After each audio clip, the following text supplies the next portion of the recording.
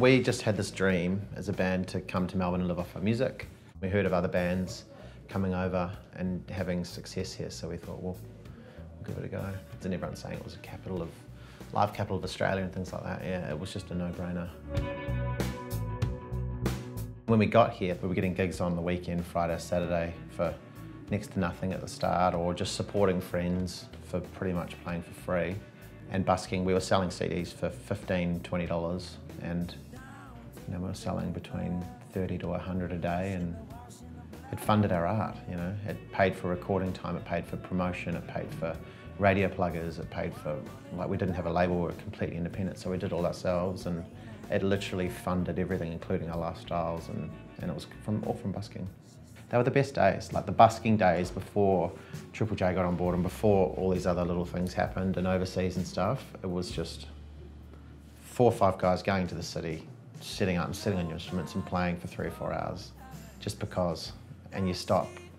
Like, people stop because they're into it, not because they have to, or because they're in a room and they can't leave. It's like for whatever reason, you've captured their attention, and then you get them for a short while, and you get your music out there, and that was in the days of people burning CDs, so we'd sell CDs to people and then they'd go and burn them for their friends, and we didn't get added to Triple J, I think, until about 2011, so we had 4 or 5 years of just building like a really organic fan base, especially in Melbourne, to the level where we could play a corner hotel, which is 800 odd people. The corner to us was like the holy grail. It's like, if you play the corner, you've made it.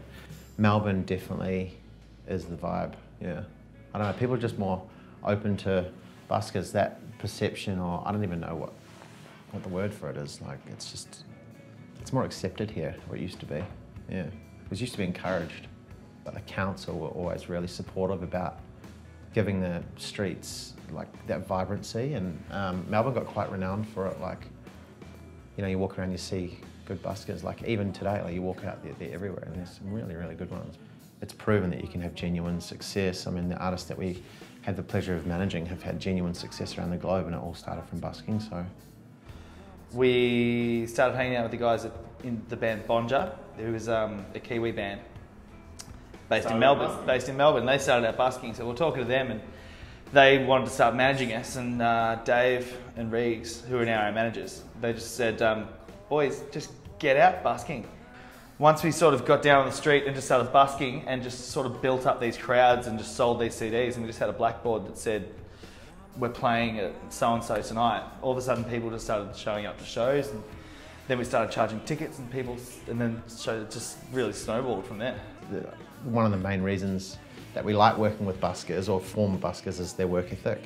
You don't have a 9 to 5, you don't go busking and say, I'm just going to do this or that. You literally wake up, you play because you want to play, and you write songs, and you know what resonates with people, and you know how to win a crowd and all that sort of stuff. And yeah, they're very special artists. It's the work ethic that gets me, and that's why, if you look now, I mean, Tasha's schedule till January, February next year.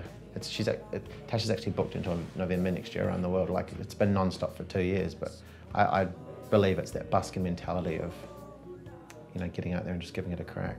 Sure, there's a bit of perception, a little bit of stigma, or there used to be, you're a busker or whatever, but you don't even have to have a case. Like, you don't have to put out coins for a case. Like, you can literally just sell your product. It's not really CDs now, it's more vinyl, but just get out there and give it a go and write songs and play them to the public and just see what resonates, see what clicks. If you could get people to stop because of a certain song or a lyric or a lick or whatever, you're onto something. It's that connection that you can't explain that music does, that draws you to people and draws them to you, and we built a life around it. It was amazing.